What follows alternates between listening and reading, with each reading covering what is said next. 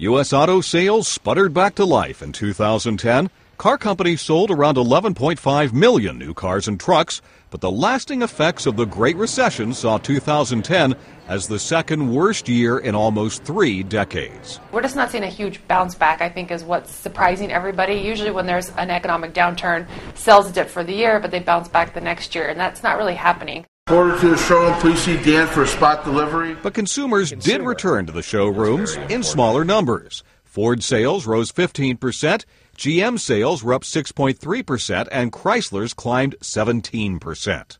Hyundai set a record with sales up 24%. Honda saw a 7.6% increase. Toyota sales were flat for the year. Much of the sales for domestic automakers centered around SUVs and pickups.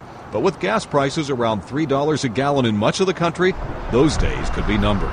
Analysts say that could hurt domestic automakers once again, despite strong fuel-efficient offerings in their pipelines. I think it's perception that's really going to plague them, because a lot of people, when gas prices go up and they want to buy a car, they don't necessarily think Chevrolet or Ford, because they've been so intrinsically known as SUV and truck-heavy brands.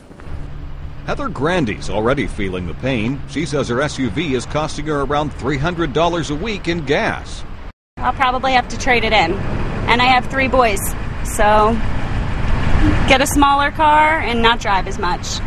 And Steve Cooperman sees rising pump prices as a prelude to even tougher economic times, times that sound all too familiar. There's not much to say about it. It's just something that people, are going to get so frustrated. It's going to hurt the auto industry. It's going to cost more jobs on the road again, down the road again, and the country's just going to go deeper and deeper into a hole.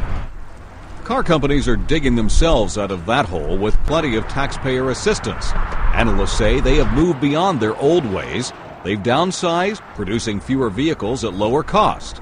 But for prospective car buyers, that could be a mixed blessing. With many pre-recession burdens now behind, automakers will not have to resort to costly incentives in order to clear out inventory. Mark Hamrick, The Associated Press.